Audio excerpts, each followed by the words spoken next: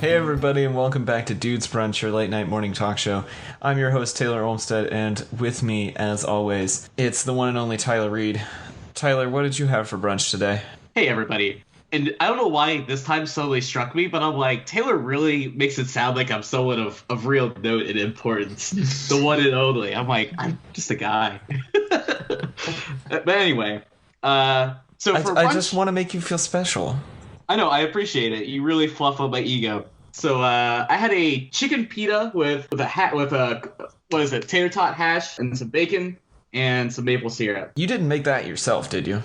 Oh, hell, good lord, no. I went down the street to Revolution, which is a rotisserie chicken place, which I think that's two levels of funny. So they also like to have American president themes. I mean, sure, why not? Sean Evans is here. Sean, did you eat brunch today? Yes, I had a cup of black coffee and a piece of chocolate out of one of the Russell Stouffer's boxes that Sarah brought home from her kids. I don't think that fully counts as a meal there, Sean. It was Roman nougat, so it was international, and I'd appreciate if you would shut up. Stop judging my decisions. You're the epitome of class, Sean. Well, our guest this week, he is the man behind the doggo, Matt Nelson, author of We Rate Dogs on Twitter. Matt, what did you have for brunch today? Wow, author is a pretty nice title. I think I'm going to use that from now on. But I had a grilled pimento cheese sandwich for brunch this morning. The caviar of the South. That's correct. That's the next level shit right there. Grilled pimento sandwich. Are you located in the South? I go to school in North Carolina. So. Okay. I ask because as a recent migrant to Georgia, pimento cheese is like a third of my diet now. So Is there something I'm missing? Why is pimento only in the South? I don't know if I can didn't know answer it was, really. yeah, I think once you get down here, it's just like a part of life. And everywhere else in the country, it's just like something you see in the grocery store sometimes. I haven't really seen it here, but I think you could argue that Northern Virginia is technically Maryland. So yeah, you don't really count as the South. You really only have clam chowder, right? Is that what you have up there? What? Clam chowder? Oh my god. Don't make me break out a map. I'll totally Tyler, Maryland is not Boston. You know that, right? Oh god. Hold on. No. Sorry, Matt. One of the reoccurring jokes of this podcast is that Tyler is terrible at geography, and we just have to remind him every once in a while. He didn't know which ocean Georgia was on for a while, so. Wow. Okay. That sets the tone. That's my genuine confusion about which ocean is which. Not that I did geographically know where Georgia was. So there's a pretty big difference. Good lord. All right, well let's get into some follow-up, you guys. First item of follow-up this week, we spoke about Neil Cesariga's mouth moods a couple of weeks ago, and Neil tweeted this week saying when he was making the starting line on the new album, he completely forgot about I'm Too Sexy. And I think he really messed up there. Like, no I'm Too Sexy samples on that album. That was a crime against humanity right there. Hold on, I'm gonna have to turn off my bagpipe music, and I'm gonna have to switch over to the starting line so I can. Well, while Tyler's doing that, so I don't know if you guys are as big of fans as Vice News Tonight as I am, but as you recall from the show where we talked about the High Standards Music Corner with Patrick Carney, they switched to Carrie Brownstein. You may know her from IFC's Portlandia and her other stand-up comedy and comedy bits. And she does a very different take on the Patrick Carney videos that he generally gives it like 5 seconds of listen and then maybe gives a little anecdote. It looks like Carrie actually listens to him. Imagine that, someone who's like genuinely invested in the music and doesn't just want to be a hater. But isn't that the joke though? Is that he doesn't give a shit? That's what I kind of felt when I was watching Carrie's. I was like, she actually cares too much a little about this stuff. Like, it doesn't fit with Vice's aesthetic of like, we hate everything. Yeah, she's a little too nice. She's pretty. She has her moments where she's kind of mean. In other follow-up, I was editing this week's show in our segment on Emo Trump, and I have been listening to Taking Back Sunday all day. Thanks, Sean. Thanks for that. You're welcome. It's been a very swoopy-haired day in my life. I needed to make damn sure is what I'm saying. Oh, and in DC related news to this podcast, shout out to Stamit. The pandas are going back to China. Pandas at the DC Zoo are going back? They're going back. Oh, he's going to be so excited. They didn't have their papers. Yeah. Actually? America first. Pandas back in the line. No! Oh, God. Tyler, did you hear that Smash Mouth played the inauguration? Oh, no. God, I walked into that so hard. Matt, a couple weeks ago, we legit convinced Tyler that they played All Star by Smash Mouth at the presidential inauguration, and he believed us. Yeah, there was. I think there was some video going around where someone actually put All Star over that, like they voiced over that song, and then it went perfectly to when the camera flashed to Trump. It was so perfect. It looked like he was singing. Mm-hmm. It was fantastic. I was so upset at the fact that, to be fair, let's clear the air here. No one knew that was fake the whole time when we did it the first time. So it's not just me. Yeah, I cried. I definitely cried because I realized that my childhood was ruined. And the pure abomination. It was pretty magical. I think the best way to ruin any song, is to just have Trump sing along to it on national TV. I think that's really what it was. Maybe that's how we can get rid of this stupid "Love Yourself" song by Justin Bieber. We can just have Trump lip sync it at karaoke. It would die in 4 minutes online. If you put that up, it'd be done. Perfect. The whole song.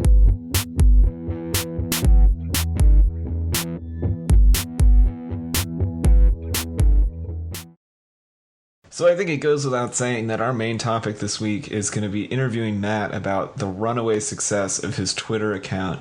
I guess the first question, and the obvious question, at least in my mind, was, Matt, what is the origin of the dog rating scale? How did this come about? So it started out, I promise you, it was very serious. It started with, I think the first dog I ever rated was an 8 out of 10. And it like from the beginning, it was pretty arbitrary. It was mainly about the picture and the other things I said in the caption. But the differences between now, what is an 11 out of 10, what is a 12 out of 10, and 13, there's really no difference. The 14 out of 10s is where that's kind of a select group. There's less than 10, or maybe there's 15 now that are 14 out of 10, and those really set themselves apart. So I have to make that a certain level of criteria. But other than that, I wish there was some science behind it, but there's really not. I think eventually I had to put them all out over 10 because people were getting mad at me that there were dogs out there less than 10. But I joke because of the natural inflation since the beginning. What was an 8 out of 10, that first tweet, is definitely probably an 11 or a 12 now. So is there a database of all the dogs? Well, it's as far as you can scroll back on Twitter. Okay, I wasn't sure if there was a master Google Doc somewhere or something. That's a good idea. Someone's probably keeping track, but I'm not. Right, because if there's ever a collection of items anywhere on the internet, someone is definitely cataloging that for just some purpose. Exactly. Someone actually sent me, and this was really early on, someone sent me the average rating for each dog I've posted. And it was funny because early on I would post things that were what I would call non-dogs, and I would give them way less than 10. And so there was these random spikes of multiple, they did it as a bar graph. So there was a spike at 1 out of 10 and a spike at 3 out of 10. And then there was just a whole bunch, 8 out of 10 and higher. And now that graph would just be ridiculous to look at. But I promise you, it started fairly legitimate, and now it's just completely you can't begin to track any sort of conscious reasoning behind the ratings. So kind of with that, at what point did you start just being super trolly and hostile to everybody who tweets at you? Well, that started really early on. Actually, people would, when I would rate a chicken as a dog, they would be that's a chicken. And I would respond with, "Dear so-and-so," and I would obviously mess up their name.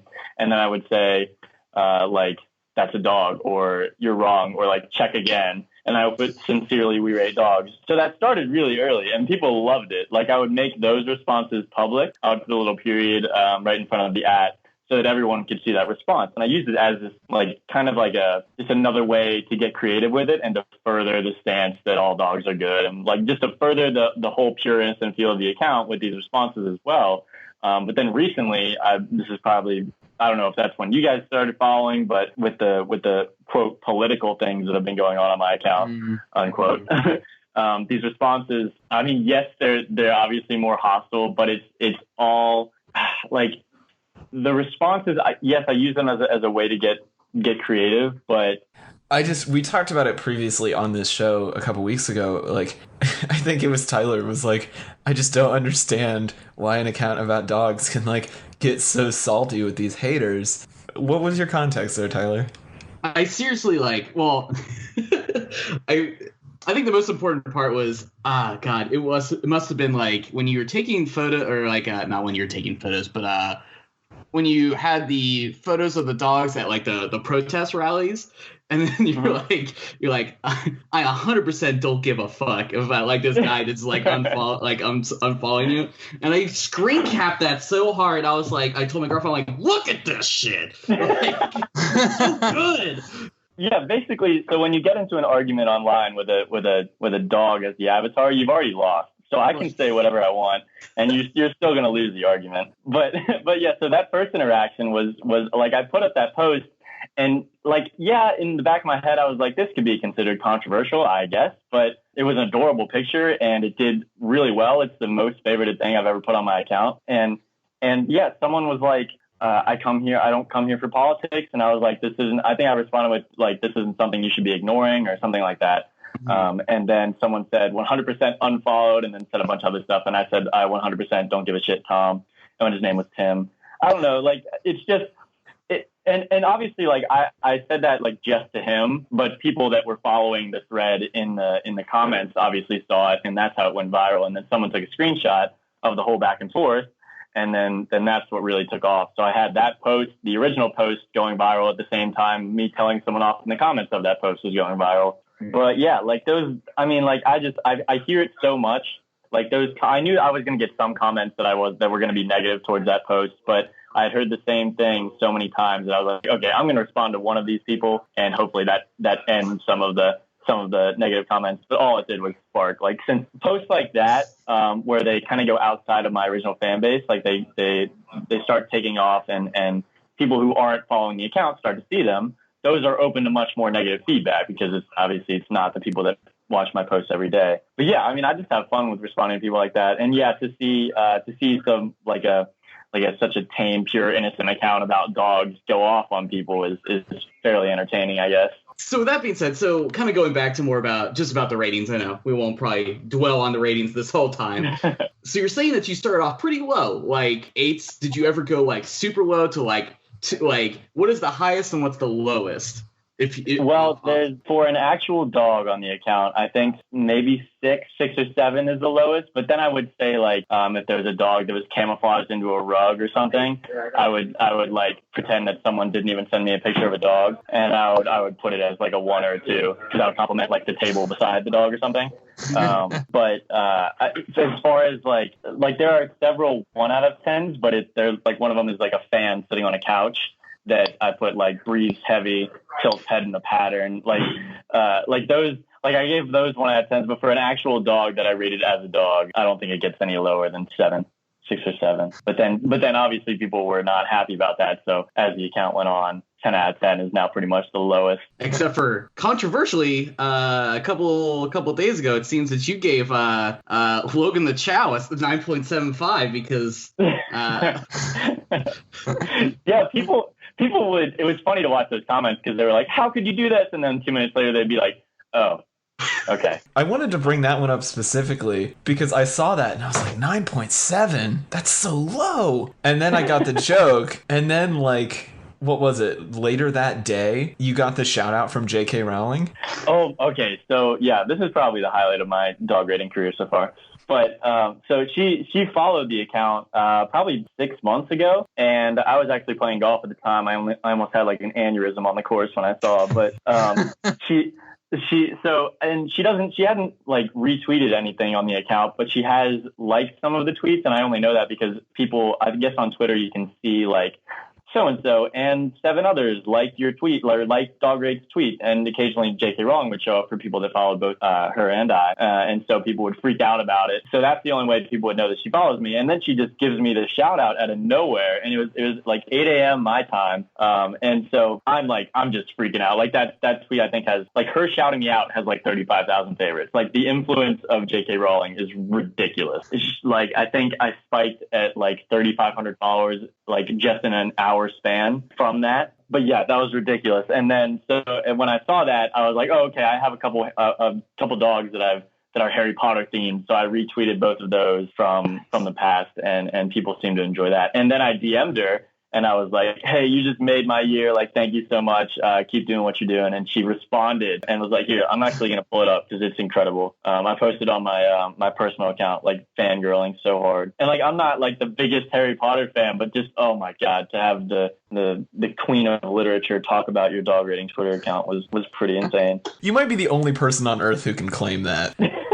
What's funny is like after she followed me, I was like, oh my God, everything I tweet is going to be read by the greatest author ever.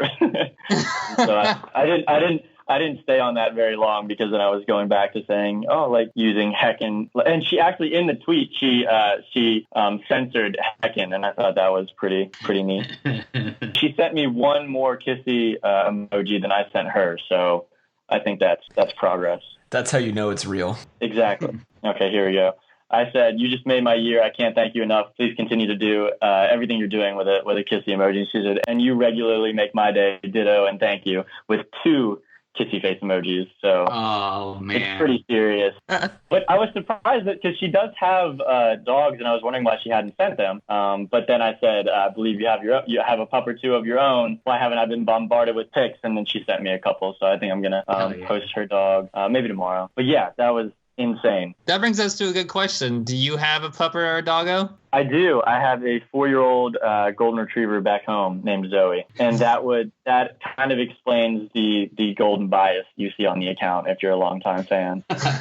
How do you decide if it's a pupper, a doggo, or a woofer? I feel like this seems like a novice question, but some of our listeners probably don't know the difference. Okay, so pupper puppers is a small doggo, and doggo is a large pupper.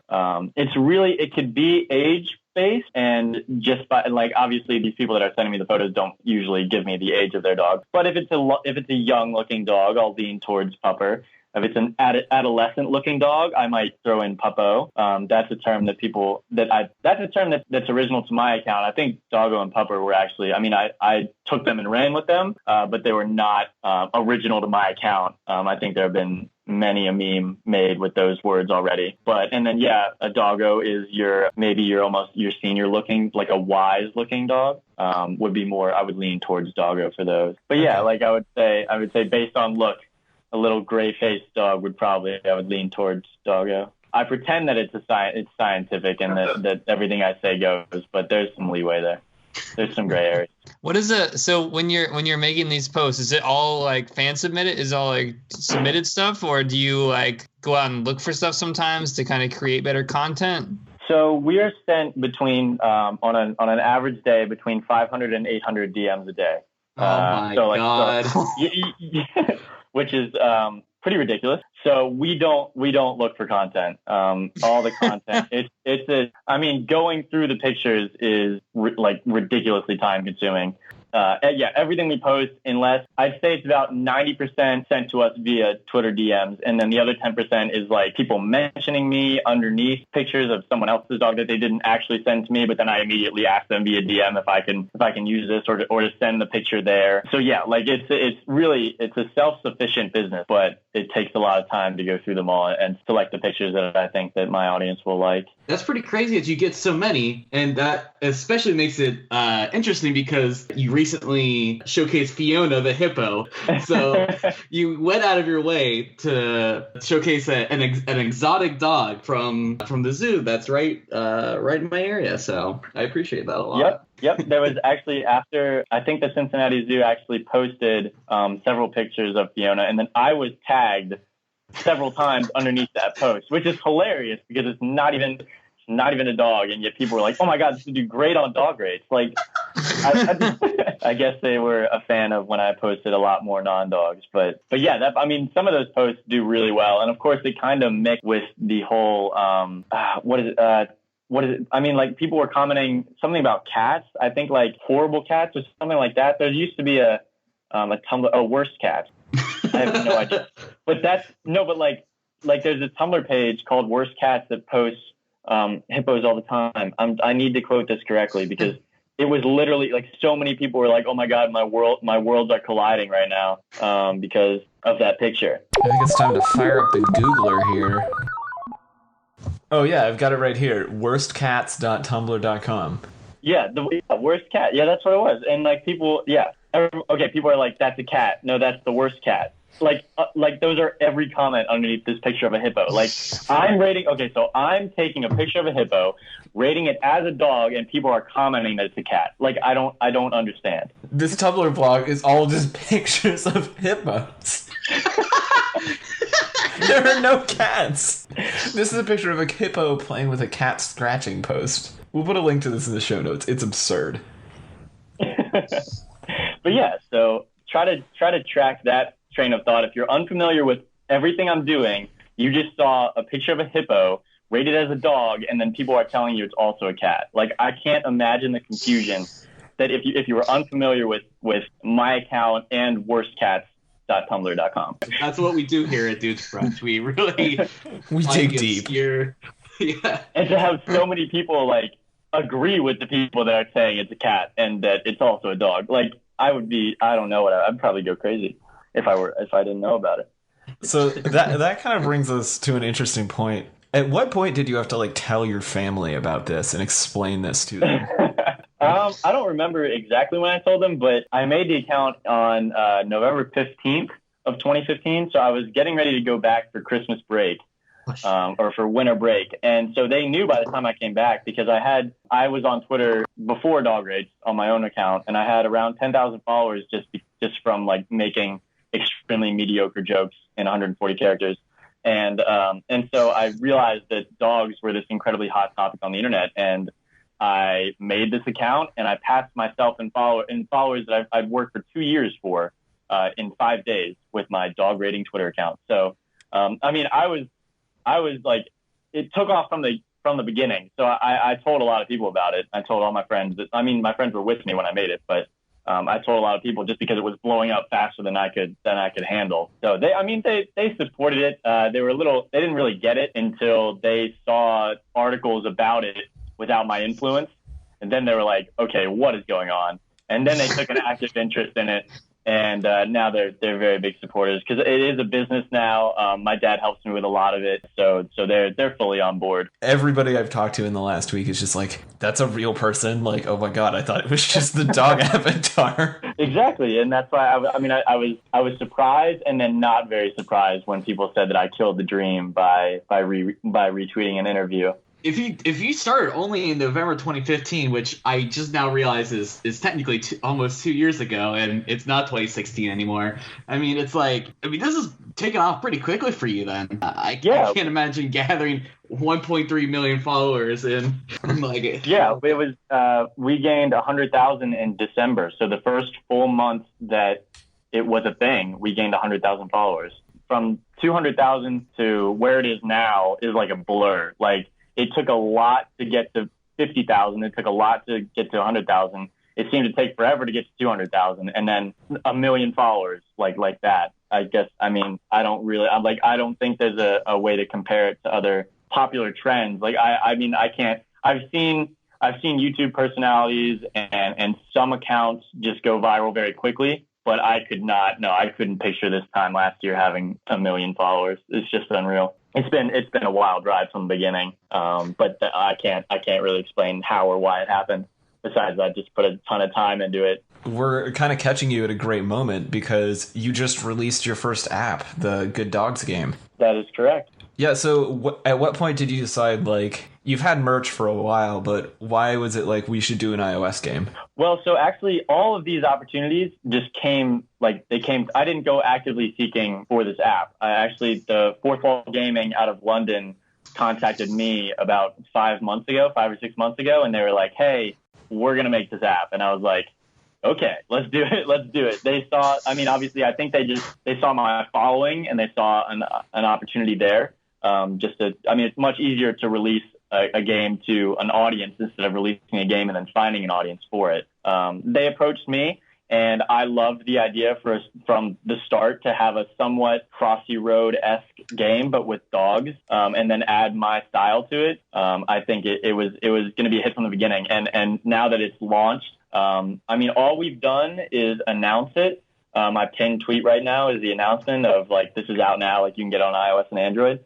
This whole next week, we're releasing the next build to it, or the next map, I guess. We're releasing a couple more dogs that you could run around with. And this week's going to be the big push for the app. So we're just going to see how it goes. I mean, I expect, like, there haven't been too many bad reviews. I mean, people seem to just love playing the game. But yeah, it was, I mean, basically, I had very little to do with the developing of the app. I was kind of just like, hey, I was kind of the one that was just give it the We Rate Dog style, make it go along with the message that all dogs are good dogs. And that's where the name came from. And I think the name is perfect because it really, I mean, yes, you can, if you're a fan of the account, you're familiar with all the lingo in the game. But if you're not, you're just like, oh, like, this is a game all about good dogs. Have you played the app? Like, are you good at the game? Well, I don't know if I saw some pretty ridiculous scores the day we put it out. So compared to some, I'm not that good. But yeah, I played it for like 3 days straight to try to locate some bugs and make sure that it was something that we were ready to release to the public. But yeah, I saw some pretty ridiculous scores. Yeah, I was watching the high scores come in before I ever played it, and then I downloaded it and played it, and I was like, oh man, I'm so bad at this. I've never made it above like 200 points. Yeah, I had some people, I mean, some negative reviews came with that this is really hard, but I think they accepted the fact that it was fun to just run around with the dog anyway, so the high score wasn't really their goal. But I think we're going to do some sort of contest where the highest score gets their dog rated, nice. Which I think will be a good way to market the app, first of all, and then I think people will have a lot of fun going for it. So I know this is like a backstory question, but can you explain the They're Good Dogs, Brent? Absolutely. Yeah, if people aren't familiar. So basically, like we talked earlier about how I like to respond to people, especially if they're negative critiques of the account. And so this dude named Brant was like, why don't you just change your name to Cute Dogs? And that, without him knowing or without anyone knowing, struck the perfect nerve for me to respond. To say that my account is just for cute dogs, that takes away the writing of it, that takes away, like, I'm just like any other parody account that copy and paste their content. It's like when he says that, when you imply that it's just for cute dogs, I could just put the picture up with no caption and be just as successful, which I don't think is the case. So without him trying to, I was like, oh, I'm responding to this dude right now. So I said, why are you so mad, Brant? Like, I changed, because Brant's a weird name anyway, so I decided to change it. And he said, not all dogs can be 11s and 12s or something of that. Something like that. And then I said, they're good dogs, Brant. I didn't make it public. It was just to Brant. Unless you somehow followed Brant and myself, you wouldn't see it unless you were scrolling my page. And so the viral screenshot of it, they're good dogs, Brant, has like 5 favorites.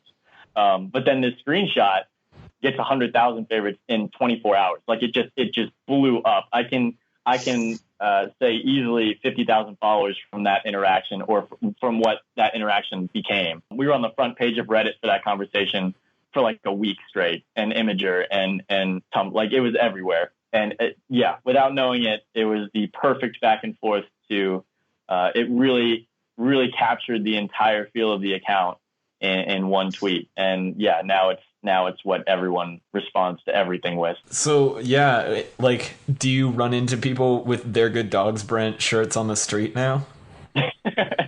Our store is not that successful yet. That hasn't happened. Brant actually has. I actually retweeted a post of him where he caught, I don't know how, but he saw some guy on a security camera with the They're Good Dogs Brent shirt on. So that's a meme definitely coming full circle for sure. But also, what the hell, Brant? Like, he somehow did delete his account, so he's still exists. Okay, Brant is a really, really cool guy, to be honest with you. He's verified for reasons outside of our interaction. That's really what I was worried about. I was like, did Brant get verified? Because I noticed, because I saw it. I was like, Brant, are you verified just because you got a famous, like, dialogue with We Rate Dogs? But yeah, no, like, as soon as that happened, and as soon as I realized it was blowing up, I DM'd him from my personal account. I was like, hey, man, if you think this is cyberbullying, I'm going to take it all down. No worries. And he was like, dude, it's fine. I'm loving it. And I was like, oh, sweet. This is perfect. And so then I sent him a shirt, and that was that.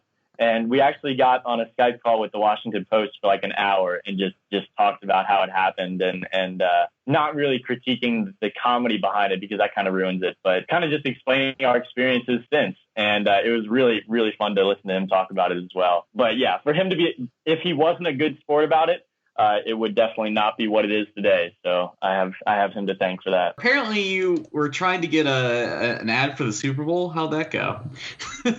Oh my God. Okay, so that was very impulse, and I kind of regret it. But I had enormous support at the time, and as soon as I made the actual thing, the support kind of dwindled. But yeah, well, okay, well, I could still push it again, but it's at the point where it really is. It wasn't well thought out, and it's not very realistic. But yeah, I mean, the idea was pretty much, I tweeted that we could do a Super Bowl commercial next year and to just say they're good dogs, Brent, in the theme of adoption, pretty much promoting adoption. Because like that phrase, as it can be taken as like just, oh, they're all good dogs, can also be applied to like just anything you want, really. But like if we put the adoption spin on it, it's like, oh, well, these adoptable dogs are good as well. Like, why not? Like you can spin it to really to promote any agenda you'd like. So that was kind of the idea. And I wrote up this entire GoFundMe post about it, and below this tweet with like 25,000 favorites of, yeah, I'd donate to something like that to make it happen, is a GoFundMe with about $5,000 or so in it, on our way to $500,000 for the Super Bowl commercial. So at the very bottom, I did include, because obviously it was a lofty goal, and I didn't have too much faith in it. I said that I would ask the people who donated, or my entire audience, where that money should go, what shelters we could help out with it. So it started out, it was a dream for sure, but yeah, it's not very realistic. And I did know that, but why not give it a shot? I mean, good on you for at least trying. I mean, okay. And once I saw that it wasn't like going viral or taking off in a way that we would maybe hit the goal, I didn't want to promote it again. There were some like people would immediately comment under that without reading anything and be like, oh, this money could be going to many, many other like much more valuable places. And even in the post, I explained that and kind of dove into how, yes, obviously this money could be going to a quote, bit like better place for more valuable things. But I said that I'd never seen so many people come together over one phrase ever. So I figured, why not? What the hell? Yeah, and I mean, if Cards Against Humanity can do a Super Bowl spot starring a potato,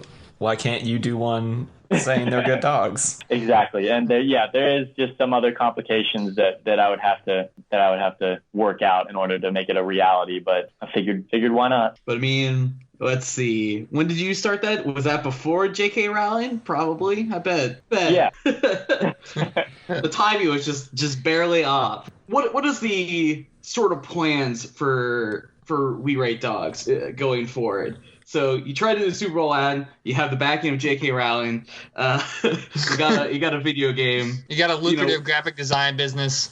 Right. What's next for the dog ass? Well, okay. So like I mentioned, we're really going to push the app and try to make it build over time sort of thing. We did, I think we surpassed 100,000 downloads last week, but we're really trying to just make it something that people want to play. We're going to update it so that people return to it. Well, I think the end goal for the app is to make it so that you can have a dog that's like no other dog. You can customize it to that level. So we're going to put a lot of focus into that. I actually have a book deal, and all the content for the book is due in less than a month. Ooh. So and you're looking at a We Rate Dogs book late this year, which is pretty exciting.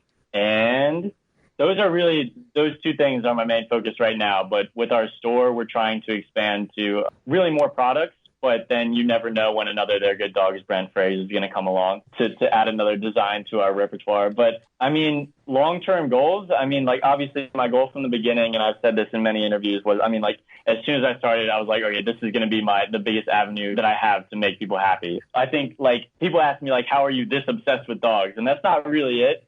I'm obsessed with comedy, and dogs happen to be the biggest or the largest, the most well-liked medium to display that.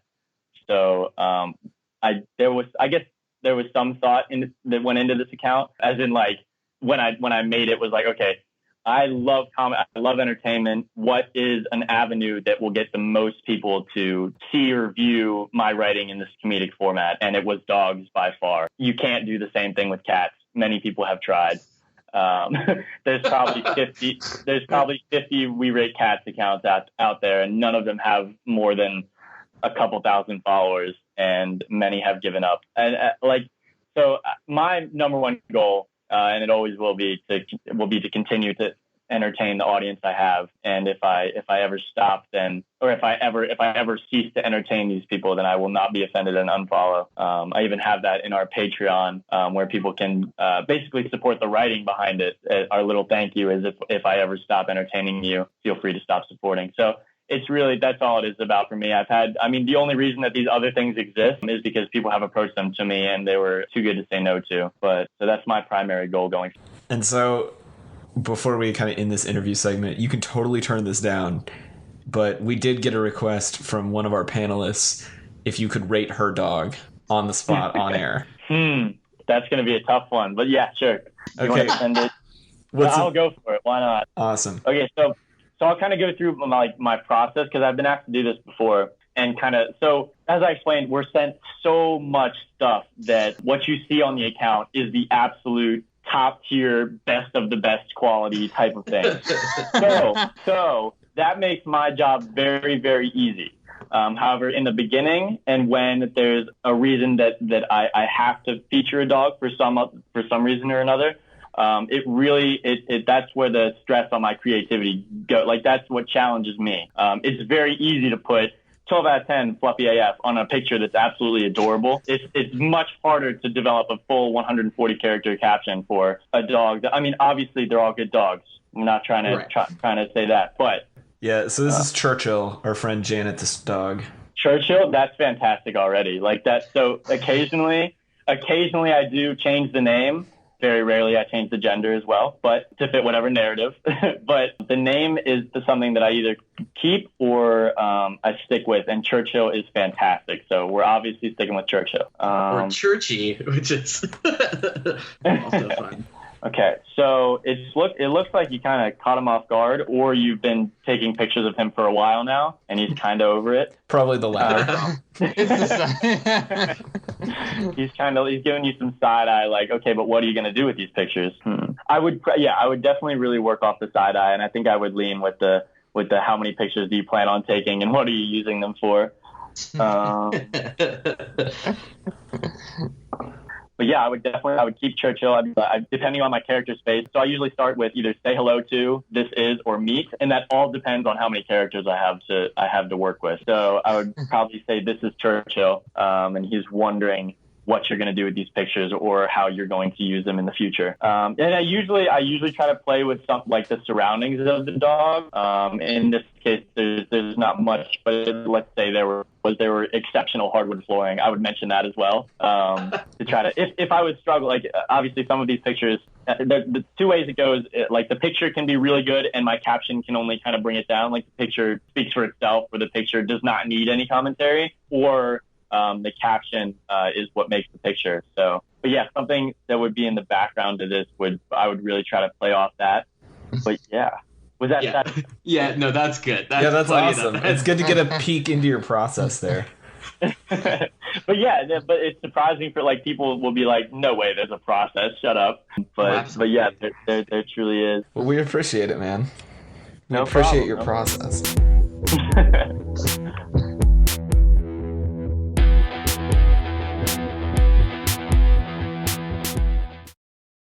So this week in Internet Garbage, I found a real winner. We are going to be talking about a YouTube channel I discovered called Albuquerque Carwash Addict. I figured since Matt is so good at rating dogs, he might be able to give us some input on this guy's car wash rating technique. So basically, he drives around Albuquerque, New Mexico, and drives through automatic car washes and reviews them on camera. What do you guys think? What's going on here? I think I just found my new like subgenre. We rate car wash. A dog in a car wash. Now there's There we go. The Venn diagram has been completed. That's a spicy meme right there. Oh, God. I wonder what led this person to get this into car washes. Right? Like, they obviously know the names of all the pieces of the equipment in the car wash. So, and they also accept their own addiction in the title of their account. Yeah, right at the front, they're like, listen, I have a problem with how much I love a car wash. Let me tell you about it. Come with me on my journey. Come with me through recovery from my car wash addiction. These are my stories. True life. I'm addicted to car washes. I mean, at least it's not eating your husband's ashes. So, I mean, like... Oh, God. I love how... Is there an actual epic fail in here, or is that just how passionate they are about this, that they considered a slight inconvenience during the car wash process an epic fail? Well, see, if you look to the comments below, someone was very confused. They're like, wait, where was the epic fail? Okay, here you go. And they're like, the foam did not cover the entire car, and the high-pressure rinse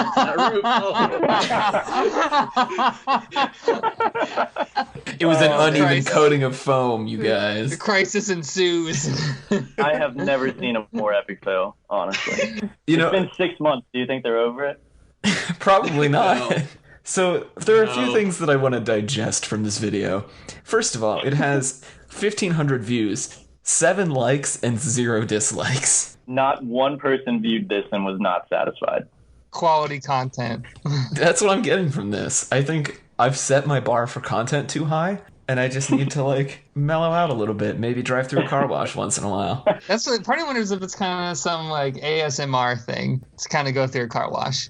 Oh, absolutely. Now we're going to get on that ASMR train of thought again. I'm actually shutting down my entire business to pursue this now. we killed We Rate Dogs with car wash.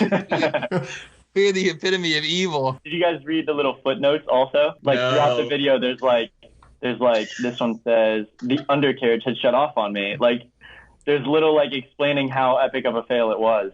The spot-free rinse cycle cleared off the rest of the foam. Sigh. That's actually what a caption says. And then in the description, they have the wash steps listed out. However, they don't have the timestamps on those, which would have, I feel like, is the real epic fail of this video. Is that I need to know, I want to skip just to the high pressure clear coat. That's really what I'm in here for. And I don't see an overall rating out of 10, so I can't even comprehend. Yeah, like, what's the rating here? How do we know if it's good car wash? numerical validation, and this just doesn't give it to us. Please note that the title is not in all caps, or epic fail even isn't in all caps. So she restrained herself a little there. And listen, in these trying times of the internet, we have to ignore the gray. We need black and white. And if you're upset about something, we need this to be in all caps. The thumbnail isn't even clickbaity. You know, there's no arrows. There's no big, stupid... Why does it not say car exploded in car wash, and then the caption be a cartooned explosion with someone's face, gasping also? Yeah, exactly. Do they want the views or not? I don't think they even ask to like, comment, and subscribe at the end, which is probably why they only have 76 subscribers. That's how that works, right? If you don't ask, they don't subscribe. Exactly. So my larger kind of meta question is, who are these other people, and why are they riding along for this car wash? There's someone in the passenger seat and someone in the back seat, you guys. They're just supportive of the addiction, which probably is... Yeah. Color commentary, Taylor. Come on, you gotta have your analyst, and then you gotta have your color commentary. Otherwise, it's not gonna be a good you're not gonna get the play-by-play of how this car wash is going. You gotta have all eyes. I don't know. This teen in the back seat looks like he's just texting. How clean is this car by now? Oh, it's probably the cleanest car in all of Albuquerque. That's what enabling looks like. This idly sitting in the back of your car, just watching it happen, like these poor children. Does she purposefully get her car dirty after this to go to the next one, or does she wait the average time or the normal allotted time before your car needs a car wash? That's a good question. How's the methodology? Because the channel cannot be sustained if she's getting a car wash every other month like the rest of the world. Well, judging from the video uploads, there's exactly 5 videos, and they're uploaded exactly about a week from each other, so I'd imagine once a week, which, to be fair, is a very moderate amount of car washes. I think if they were really an addict, I feel like the repetition of this, like... Oh, there's way more than 5 videos. There's 38 videos. Are you sure? Oh. Oh my I was goodness. about to say this isn't even an addiction. This is bullshit, but You just got called out. I think she built a mud hole in her front yard just to run through it. Yeah, I think she needs to get that fixed, and so she's got to Oh God, do you think she like dirty talks her car like dirty? You're Now, dirty. Sean, she's not talking about that kind of dirt, okay? She's talking about the filth and grime that gets from normal usage of a car. The exact reason why you go to a car wash. Not your filthy tongue. Sorry. I'm sorry I had to take it there. This is a family program, Sean. I just like 40 and out myself right there. Like actually I just love looking at dirty cars, riding on them, touching them. Wash me. Oh God. Oh, so hot. her channel looks to have had some success in the early days, but now, I mean, what makes this video, this first one, almost 6,000 views, but then you got some in here with less than 300? Like, was this car wash so controversial that many people had to view it, but this one was clear-cut, good or bad, that there was no appeal to watch it? Yeah, that's hard to say. What makes a good car wash? Yeah, we're really hyped on it. Usually, like, the production values would go up, or, they feel like would really get the format down. They would really understand, like, what they wanted to get out of their product, but doesn't seem to be that way. I'm actually impressed with how not clickbait the titles are on YouTube these days. You just don't see that. These titles are pretty accurate to what happens in the video. Highly modernized wash tech choice wash at Jefferson Street Circle K. Like, that's just informative. Like, I appreciate this. I feel like the next time I'm in Albuquerque, I'm going to know exactly where to get my car washed.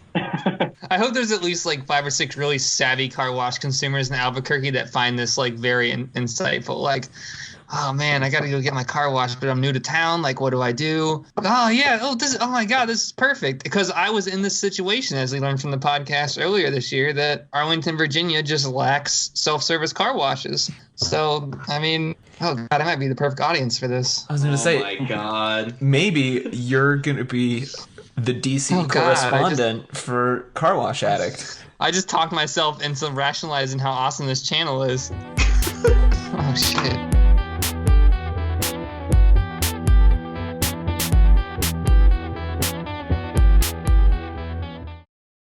All right, it's time to round the show out like we always do with some shameless plugs from the panel. So I'm going to start with Tyler. Tyler, what shameless plugs do you have? Hey, everybody. You can find my design work at tylerdreed.com, and you can find me on the socials as TDR Design on Instagram and Twitter. Sean Evans, where can they find you? You can find me at sevens8910, sevens8910. You can also check out my new really emo ripped comic that I made on this website. Dudesbrunch.wordpress.com. Is that what you were trying to say? Was that where you were going to find that ripped comic? That's where you can find a ripped comic at. God, amateur hour over here. Matt, thank you so much for coming on and talking about dog ratings and car wash ratings with us. If people want your opinions on either of those things, where could they find you? So I think they all know where to find We Rate Dogs. I should sure hope so. But to find some more personal things of mine and my strong opinions on completely unrelated to dog matters, they can follow me on Twitter at Matt 3_ Nelson. It's kind of, I would say that Twitter account is basically a behind the scenes look at the dog rating world. So if they are interested in that at all, that's where they can follow me. If you're trying to produce a hard-hitting, raw documentary about dog rating, you know where your source is. I know he didn't plug it himself, but I'm going to plug Good Dogs, the app format, because it's a lot of fun. The dogs are cute, and there's heckin' good commentary, so you should check it out. I appreciate that. Thank you. And you can follow me as TC Olmstead on Twitter and Snapchat and all that stuff, and you can follow and like the show. We are at Dudes Brunch. Thanks again, Matt, for coming on. No problem. Thank you very much for having me. And everybody else, we'll see you next week for more brunch.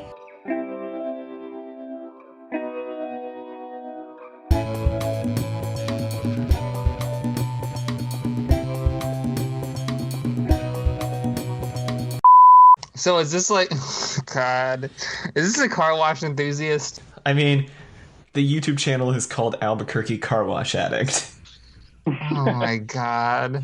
I brought this podcast trains, and then you brought us car washes. So like we started doing these enthusiast videos after we did a topic probably about 3 seasons ago of this guy who put GoPros on the front of his Lego trains, and he built these like elaborate Lego train sets that went around his house.